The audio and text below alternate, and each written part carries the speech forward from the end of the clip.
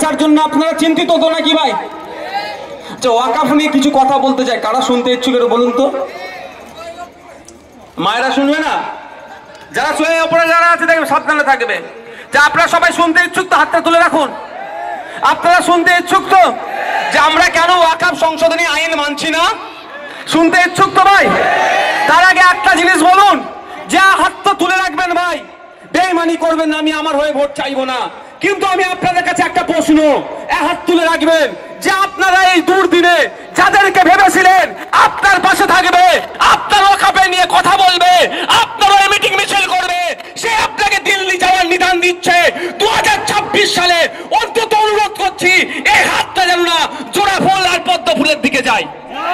হবে তো ভাই? হবে তো ভাই? আমাকে ভোট দেবেন না দেবেন আপনাদের ব্যাপার, খাম চিহ্নে ভোট দেবেন না দেবেন আপনাদের ব্যাপার, হাতটা নামান। কিন্তু অনুরোধ আপনার কাছে, পদ্ম ফুলে তো দেওয়ার কোনো প্রশ্নই আসছে না, থাকে কি জোড়া ফুল, ওটাতে যাবে না তো ভাই? জবাব দেবেন তো ভাই? আমি বলছি না যে ওই জোড়া ফুলে না দিয়ে আমাকে দাও, ওটা বলছি না। যেখানে ইচ্ছা ভালো লাগবে দেখবেন, যদি আমাকে না ভালো লাগে নোটা আছে নোটাটা দেবেন, কিন্তু মমতা ব্যানার্জিকে একবার শিক্ষা দিয়ে দেবেন যে তুমি আমার আমি ভোট ছাড়া ক্ষমতার মসনদে বসতে পারবে না। সময় এসেছে শিক্ষা দেওয়ার। আমি অবাক হয়ে যাচ্ছি। আচ্ছা, বন্ধু আসল কে ভাই? আসল বন্ধুটা কে? যে বিপদে বাসা থাকবে। বিপদ এখন আপনার মাদ্রাসার উপরে ঘুরেছে, আপনার মসজিদের উপরে, আপনার কবরস্থানে, আপনার গীতগাতে কেড়ে নেওয়ার একটা অপচেষ্টা চলছে। এখন তো প্রকৃত বন্ধু যে আমার পাশে থাকবে, কাঁধে হাত দিয়ে বলবে চিন্তা করো না আমি আছি, তুমি লড়াই করে যাও, তোমাকে আমি প্রোটেক্ট করবো, সেটা করেছে। তার পরিবর্তে কি বলছে? কি বলছে ও তার পরিবর্তে? যে দিল্লির বিষয় দিল্লি গিয়ে আন্দোলন করো। 100 দিনের টাকা বন্ধ করে দিয়েছিল, এটাও তো দিল্লির বিষয় ছিল। এখানে প্রতিবাদ মিছিল তৃণমূল করেনি? হ্যাঁ, ইডি সিবিআই এসে একটা পুলিশ কর্তাকে অ্যারেস্ট করতে চেয়েছিল, এখানে ধর্নায় বসেনি। তাই সিবিআই কোথা থেকে এসেছিল? সিবিআই কোথা থেকে এসেছিল? তাই দিল্লিতে গিয়ে করেনি। তাই সময় এসেছে এই বছর, এবার 2026 সাল আসছে, ভোট চাইতে আসলে বলবে চলে যাও দিল্লিতে গিয়ে ভোটটা দাও। হবে তো ভাই? হবে তো? এর জবাব দিতে হবে। এবার আপনাদেরকে আমি গুটি কয়েক কথা বলবো, কেন এই ওয়াকাফ সংশোধনী আইনের আমরা বিরোধিতা করছি, এটা জানা দরকার। জানা দরকার তো। প্রথম বলি, এই আইনটা দেখিয়ে এই ওন্দার বিধায়কেরা ভোটে আর জিততে পারবেন না। ও মা, হিন্দু মানুষরা ওকে বুঝে নিয়েছে, এই ভকাশ ও বুঝে নিয়েছে, বিজেপি ভকাশ। বিজেপি আর তৃণমূল আলাদা নয়। কেন বিজেপিকে ভোট দিয়েছিল? বিজেপি একটা বড় দল, তৃণমূলের অত্যাচারের হাত থেকে বাঁচবো বলে, তাই তো নাকি? হিন্দুরা এই জন্যই ভোট দিয়েছিল। এখন কি হিন্দুদের লাভ করতে পারছে? বরঞ্চ হিন্দুরা ক্ষতিগ্রস্ত হচ্ছে। এই বিজেপি তৃণমূল হাত মিলিয়ে তৃণমূলকে বাঁচিয়ে দিচ্ছে।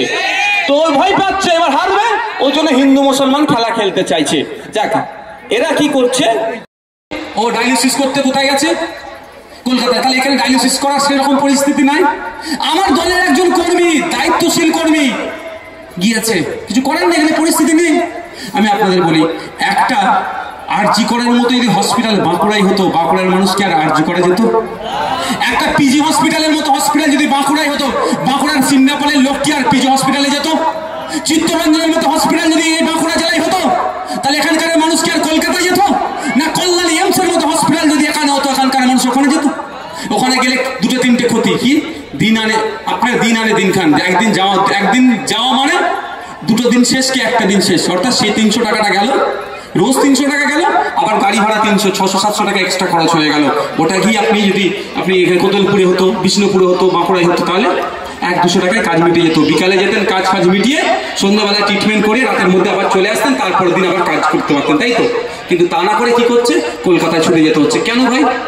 আপনাদের বলে রাখি, কল্যাণী এমস নাম শুনেছেন তো? কল্যাণী হচ্ছে নতুন এমস সেন্ট্রালে। আপনি বাঁকুড়ার যে সৌমিত্র খাঁকে আছে, আপনাদের এলাকার এমপি নাকি? এলাকার এমপিকে বলবেন, চিঠি লিখে দেবেন যে এই বাঁকুড়া লোকসভার মধ্যে একটা এমস তৈরি করতে। 1000 কোটি টাকার প্রজেক্ট। আমাদের এবারে হেলথ বাজেট কত টাকা জানেন? পশ্চিমবাংলার 25,000 কোটি টাকা। 25,000 কোটি টাকা এবারে আপনাদের স্বাস্থ্য পরিষেবার জন্য সরকার বরাদ্দ করেছে। তাহলে আপনাদের নিশ্চিতভাবে ওষুধ কিনে খেতে হবে না, ইনজেকশন কিনে নিতে হবে না, সেলাইন কিনে নিতে হবে না, ব্যান্ডেজ কিনে পাচ্ছেন না, আমি ওগুলোও তো ছেড়ে দিচ্ছি। আমার দাবি, আর আমরা যদি ক্ষমতায় কোনোদিন আসতে পারি, আপনাদের বলে রাখছি, প্রতি বছর একটা করে আরজি কর তৈরি করব বিভিন্ন দূরে দূরে জেলাগুলোতে। প্রতি বছর একটা করে এমস তৈরি করবো। এই ধরনের এমস যদিও সেন্ট্রাল গভর্নমেন্ট, এমনি ক্যাটাগরির কথা বলছি। প্রতি বছর আমরা ক্ষমতায় আসলে বলে যাচ্ছি, ওদা করে যাচ্ছি, এই বাঁকুড়া, বীরভূম, ওদিকে শিলিগুড়ি, কুচবিহার, দিনাজপুর এবং সুন্দরবন প্রত্যন্ত এলাকাতে আপনি মিলিয়ে নেবেন, প্রতি বছর একটা করে পিজি হসপিটাল আমরা তৈরি করব। ওই জেলার মানুষ ওখানেই ট্রিটমেন্ট করবে, কলকাতায় যেতে হবে না। এটাই তো তফাৎ ওদের সাথে আমাদের করে রাগ কেন? যে গ্রামের মানুষ শহরে যদি না যায়, তাহলে শহরের বাবুদের তো সব বিজনেস বন্ধ হয়ে যাবে। বড় বড় রেস্টুরেন্ট, হোটেল খুলে রেখেছে, তুমি যাবে ওখানে খাবে, ওদের ইনকাম হবে। ওই জন্য তোমাকে হাতে না পেরে বলছে পাতে মারছে। তাই আমরা গ্রামের মানুষ, শহরের মানুষ সবাইকে সমান গুরুত্ব দেব।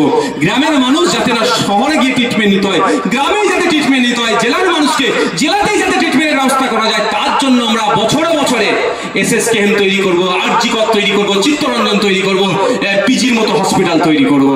আপনারা যদি আমাদের সাথ দেন, তাই 2026 সাল আসছে, আমাদেরকে শপথ নিতে হবে বিজেপি তৃণমূলের বিরুদ্ধে ঐক্যবদ্ধ লড়াই করতে হবে। সে ঐক্যবদ্ধ লড়াইয়ের জন্য এখনই আমি নিয়োজিত আছি। বিভিন্ন রাজনৈতিক দলের সাথে কথা বলছি, যারা বড় রাজনৈতিক দল তাদের সাথে, এবং ছোট ছোট যে সমস্ত রাজনৈতিক দলগুলো আছে সবার সাথে কথা বলে ঐক্য তৈরি করার চেষ্টা করছি। 2026 সালে একদিকে বিজেপি তৃণমূল থাকবে, আর অপরদিকে বিজেপি তৃণমূলকে হারানোর জন্য সমস্ত শক্তিকে এক জায়গায় করবো। বিজেপি তৃণমূলের বিরুদ্ধে ও বিজেপি ও তৃণমূলের লড়াই হবে। আশা করছি আপনাদের মূল্যবান ভোট ও বিজেপির পক্ষে আসবে, অর্থাৎ আমাদের পক্ষে আসবে, ও তৃণমূল অর্থাৎ আমাদের পক্ষে আসবে। আমরা সহজেই বিজেপি তৃণমূলকে হারিয়ে এখান থেকে দিল্লিগামী ফ্লাইট ধরিয়ে তাদেরকে পাঠিয়ে দেবো। হবে তো ভাই? আর নাহলে ভোট নেবে আপনার, আর আপনার বিপদে বলবে যাও দিল্লি গিয়ে প্রতিবাদ করো। সকলে ভালো থাকবেন, সুস্থ থাকবেন। অনুরোধ, আপনাদের রাজনৈতিক মারামারি হানাহানিতে জড়াবেন না। আর একটা কথা বলে যাচ্ছি, আমার কানে কিছু খবর এসেছে যে আমাদের দলের মধ্যে থেকেও কেমন নাকি দুর্নীতির সাথে যুক্ত। তো বলে যাচ্ছি আপনাদের কথা দিয়ে যাচ্ছি, দুর্নীতির তদন্ত হচ্ছে। তদন্ত যদি সত্য প্রমাণিত হয়, আপনাদের এখানে কথা দিয়ে যাচ্ছি, সেইগুলোকে দল থেকে বাদ করে দেবো।